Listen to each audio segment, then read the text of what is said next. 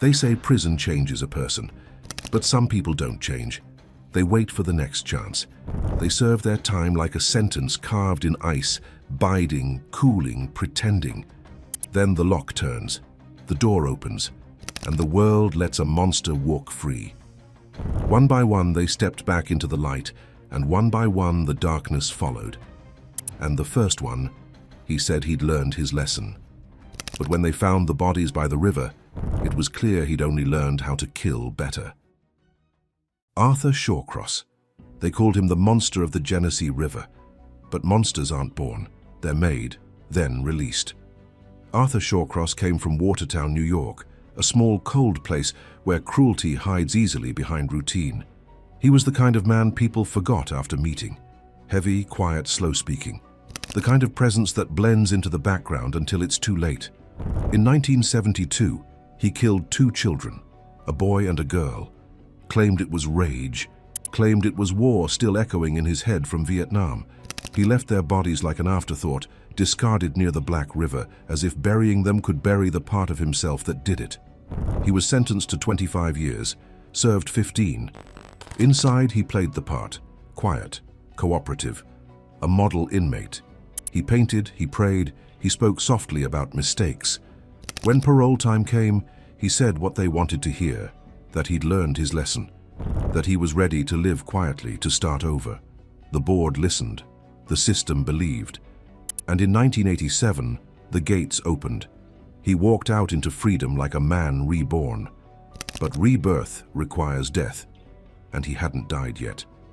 He settled in Rochester, got a job, a girlfriend, a life that looked from the outside normal. But normal was a mask, and underneath it, something was moving. By the fall of 1988, bodies started to appear along the Genesee River. Women, prostitutes, the kind of victims society forgets. The kind of women Shawcross knew no one would miss for a while. He picked them up at night, soft-voiced and calm. Told them he just wanted company. Then the river would take another, strangled, beaten, sometimes worse. He left them in the mud, facing the sky, as if waiting for forgiveness. The killings continued, month after month. 11 women, each one found in the same grim territory, as if the river itself had turned into his confession. When investigators finally caught on, they realized the pattern too late. Shawcross was careful, but not invisible. The helicopters caught him one day, circling over the frozen riverbank, watching him linger too long near one of his own dumping grounds. He didn't run, he didn't fight.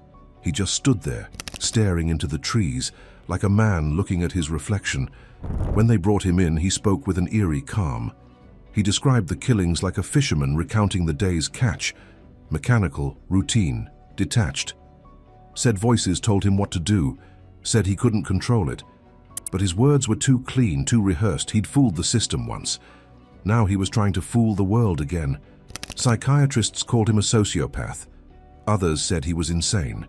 But insanity doesn't plan routes, doesn't time its crimes with precision, doesn't go home to dinner afterward. Arthur Shawcross wasn't mad. He was empty, and emptiness is far more dangerous. He was sentenced to life in prison, no parole this time. The gates closed again, but the damage was already done. 12 dead because someone believed in redemption, because someone thought a man like him could change. Behind bars, Shawcross lived quietly, like before. He gave interviews, spoke about his mother, his childhood, his time in war, always trying to explain himself. But evil doesn't explain. It waits, it adapts. He died in prison in 2008, old, sick, unrepentant. They said he showed no remorse, but remorse was never part of his vocabulary. The Genesee River still runs through Rochester, cold, silent, carrying memories no one wants to name. Arthur Shawcross proved something most people don't want to believe, that sometimes prison doesn't change the man, it just teaches him patience. And when the door opens again, the world pays for its mercy. But mercy takes many forms. Sometimes it wears a smile. Sometimes it's a woman who helps you hunt and calls it love. Karla Homolka. Some killers hide behind rage, others hide behind charm. Karla hid behind a smile.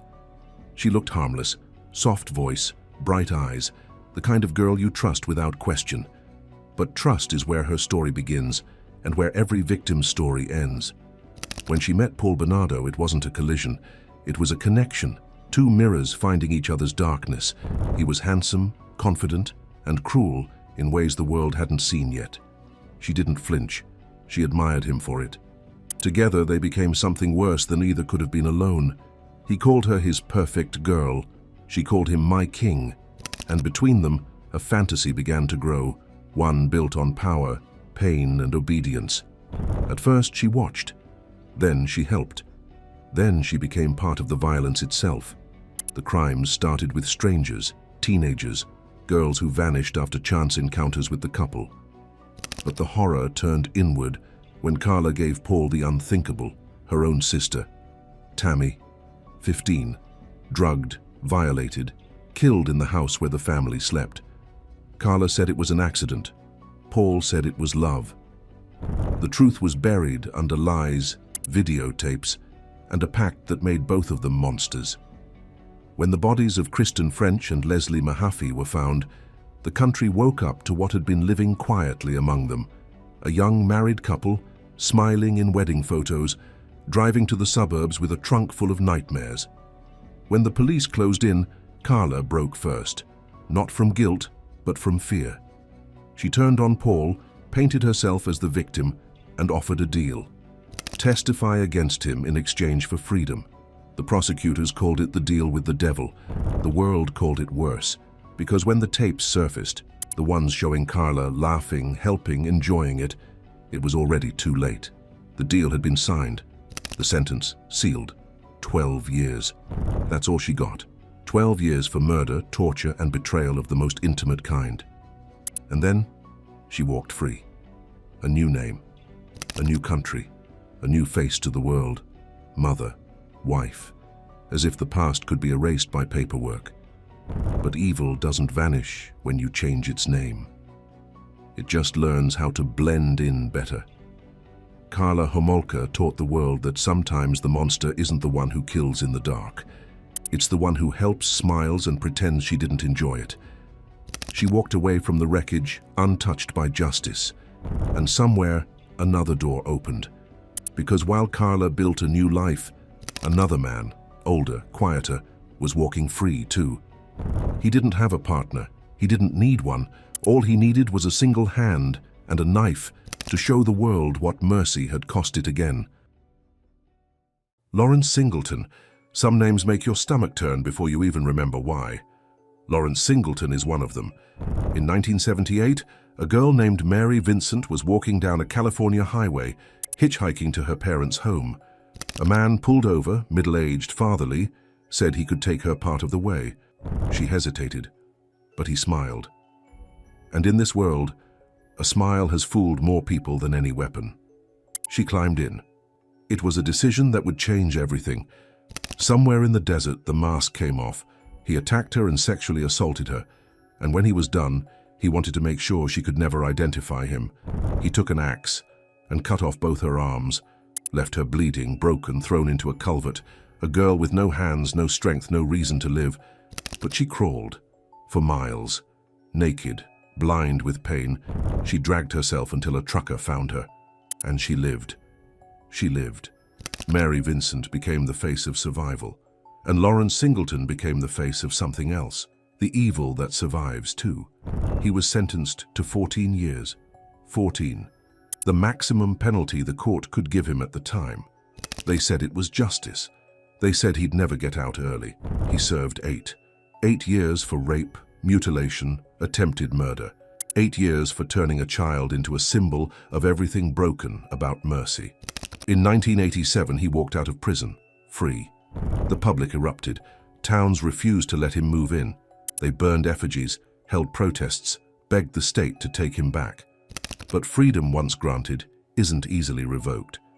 He lived in a trailer on prison property for a while, watched by guards, hated by everyone. But time passed.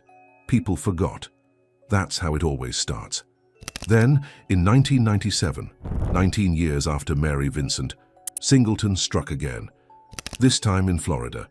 a woman named Roxanne Hayes, mother of 3. He picked her up for what was supposed to be sex work. When police found her, she was stabbed to death, multiple wounds, brutal and deliberate. It wasn't rage, it was routine.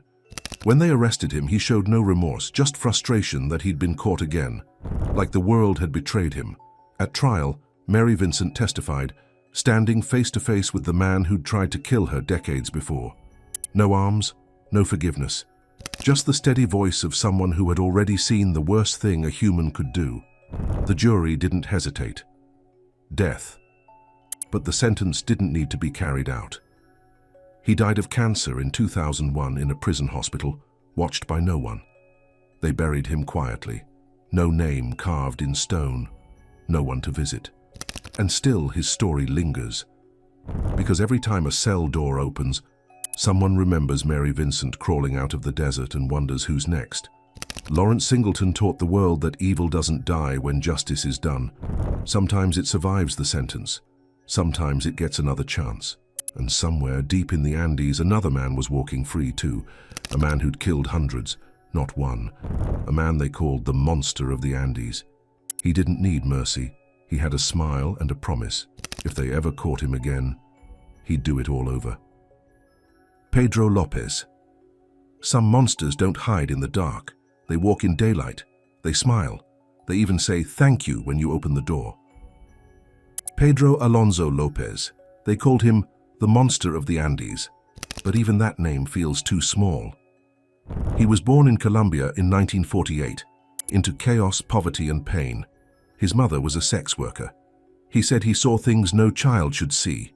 By 8, he ran away. By 9, he was being assaulted in the streets. By 12, he was doing the same to others. His childhood wasn't an excuse, it was a blueprint. Through Colombia, Ecuador and Peru, Lopez drifted like smoke. No one noticed the disappearances at first. Poor girls, indigenous girls, street vendors, the kind of children who vanish without headlines. He had a method. He'd find them in crowded markets, offer them a trinket, a coin, a little kindness, then lead them to the edge of nowhere. There, he raped them, strangled them, buried them in shallow graves, sometimes 3, 4, 5 in one place. The police called it coincidence, until the graves kept multiplying. In 1980 in Ecuador, a flash flood uncovered one of his burial sites, and with it, a secret that stretched across 3 countries. They caught him trying to abduct another girl. He confessed before they even asked, said he'd killed more than 300. And when the detectives doubted him, he led them to the graves one by one, like a tour guide through hell. They said he spoke with calm pride, that he smiled when he said the girls were pure, that he believed he was cleansing them. The world called him a monster. He called himself a savior. In 1980, he was sentenced to life, but in Ecuador, that meant only 16 years. 16 years for 300 lives. He served 14, and in 1994, they let him out. Said he'd been rehabilitated, said he was no longer a threat. He walked out of prison with a Bible in his hand and a promise on his lips, that if he was ever released, he would kill again. They called it a threat. He called it honesty. After that, he vanished. Some say he was deported to Colombia. Some say he was declared insane and sent to a hospital. Others say he escaped, disappeared into the mountains and kept his word. Because in the years that followed, the disappearances began again, in the same regions, the same kind of victims. Poor, forgotten, the kind no one investigates. Pedro Lopez may still be alive. No one knows. No one can prove he isn't. His crimes are so vast they blur into myth, but the graves are real, the bones are real, the silence is real. He taught the world something worse than fear. He taught it helplessness. Because when the law runs out of reach and monsters cross borders, there's nothing left but the echo of what justice can't touch.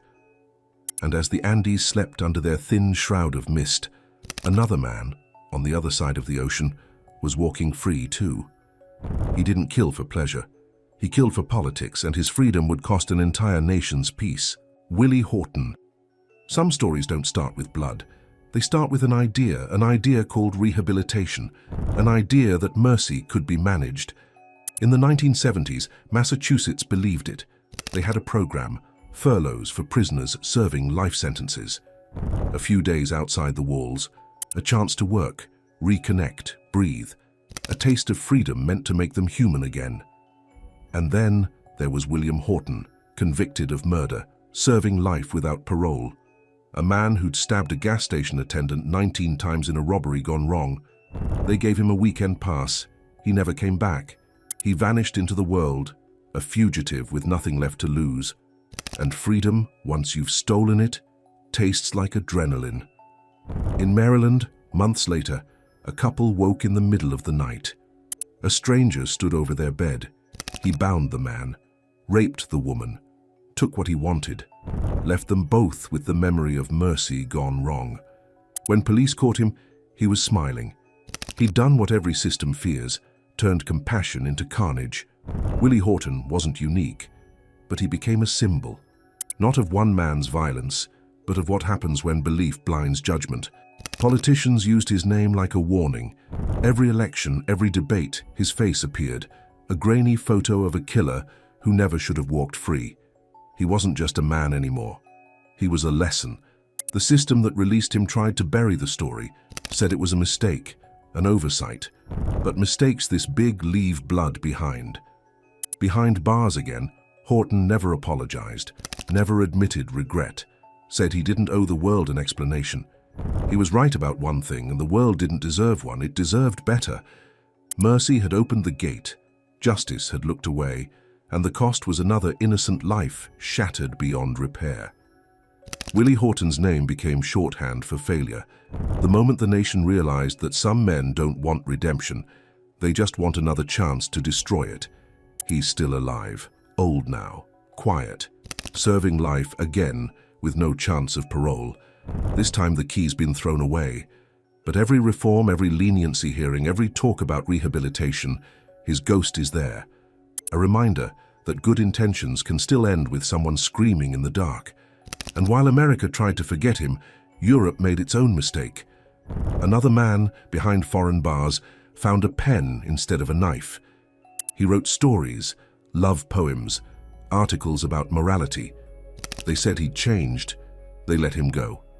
And the day he walked out, the killings began again. Jack Unterweger. Some killers use knives, some use words. Jack Unterweger learned how to use both. In 1974, he murdered a young woman in Austria. Her name was Margaret Schaefer. He strangled her with her own bra. Then he went to prison, a 24-year sentence for a crime so brutal it should have buried his name forever. But prison didn't bury him. It gave him a stage. Behind bars, Jack discovered language, wrote poems about loneliness, regret, the meaning of punishment. He spoke to journalists, professors, artists. They called him a tragic genius, said he'd been reborn through art. The irony was perfect. The monster had learned to mimic a man. By the late 1980s, he was famous, a poster child for rehabilitation. Schools studied his books. Talk shows praised his sensitivity. Celebrities campaigned for his release. And in 1990, they got what they wanted. He walked free, dressed in a white suit, sunglasses, and a grin that could pass for redemption. He became a media darling, wrote columns about crime and morality, spoke about the dangers of violence against women. Journalists called him proof that prison works. But while he wrote about monsters, he was becoming one again. Only months after his release, the bodies started to appear. Women, sex workers from Vienna, Prague, Graz, each one strangled with her own bra, each one discarded like punctuation at the end of a confession. Jack was traveling through Europe, reporting on prostitution, gathering material for his new book. He interviewed police. He visited crime scenes. He stood beside detectives, nodding solemnly, hiding his satisfaction. He wasn't just killing again, he was documenting it. When suspicion finally reached him, he fled to America, Los Angeles, 1992. He told reporters he was researching American sex work. Then 3 women turned up dead. Same method, same signature, same storyteller behind the pen. By the time the FBI caught him, the story had come full circle. The reformed poet, the model of second chances, chained and silent once again. At trial, he didn't speak much. He didn't have to. His words were already everywhere, printed, praised, immortalized.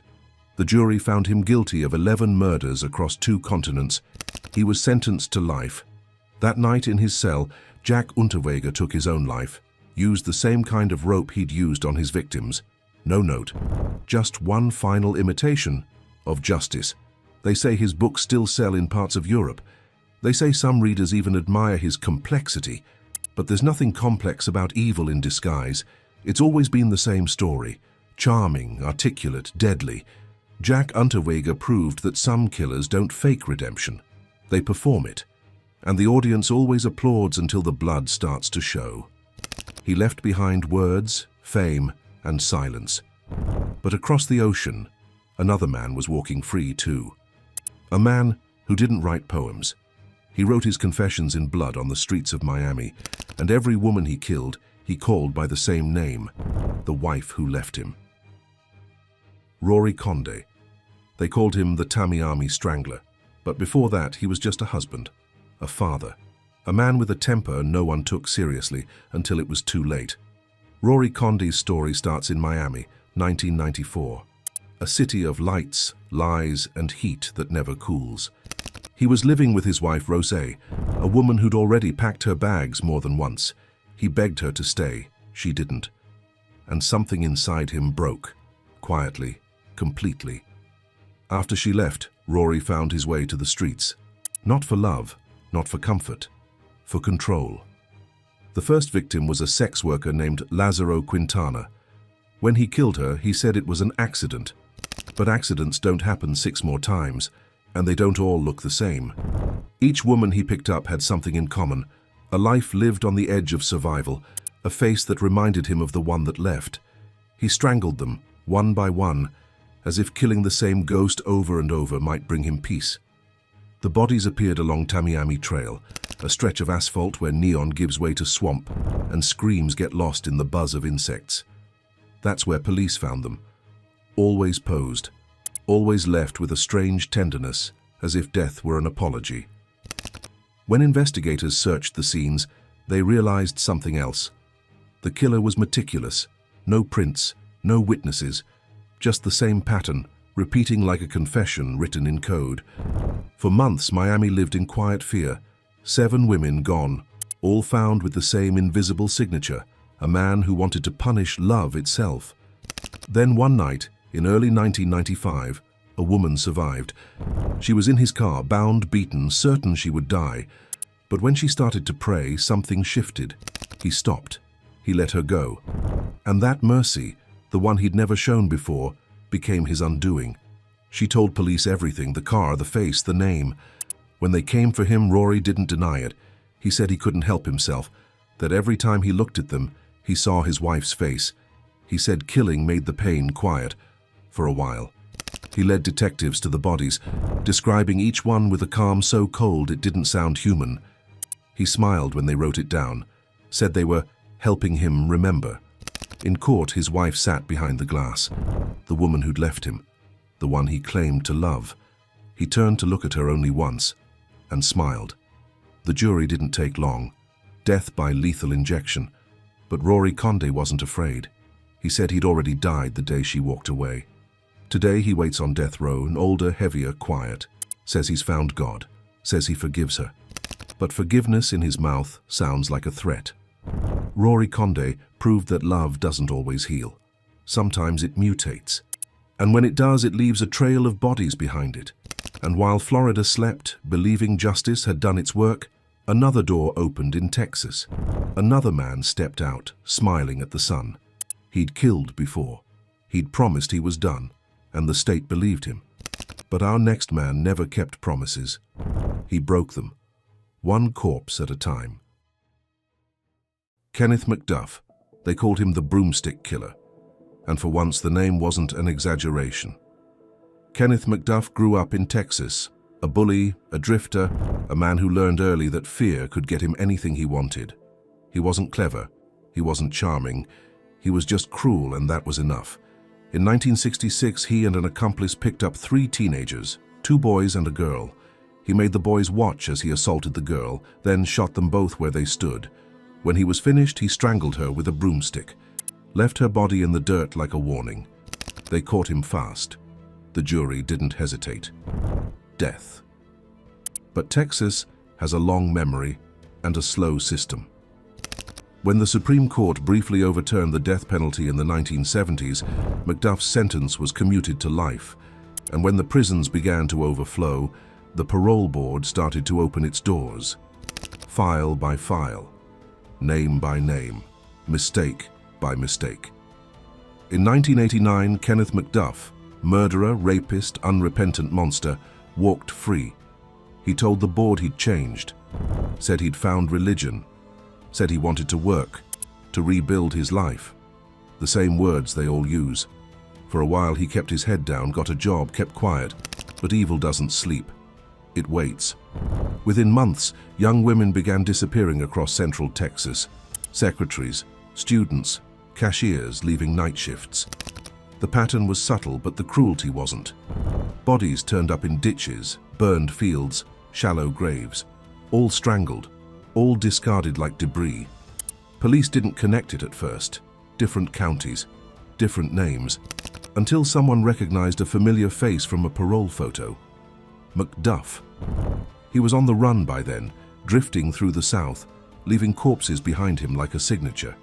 He used fake names, fake jobs, lived out of motels where the walls never stopped smelling like smoke and fear. When the FBI finally caught him in Kansas in 1992, he was unshaven, smiling, polite. He acted surprised, like a man inconvenienced, not cornered. He denied everything. Then one by one he began to confess, not with guilt, but with pride. He described what he'd done like he was talking about a day's work. The violence, the women, the details only the killer would know. He was sentenced to death again, this time with no loopholes, no mercy, no overcrowding to save him. When they led him to the execution chamber in 1998, he told the warden, "I'm ready to be released." Those were his last words. They buried him in a prison cemetery under a marker with only a number. No name, no flowers, no forgiveness. But Kenneth McDuff left behind something worse than a legacy. He left a question. How many times can you open the same door before you learn what waits behind it?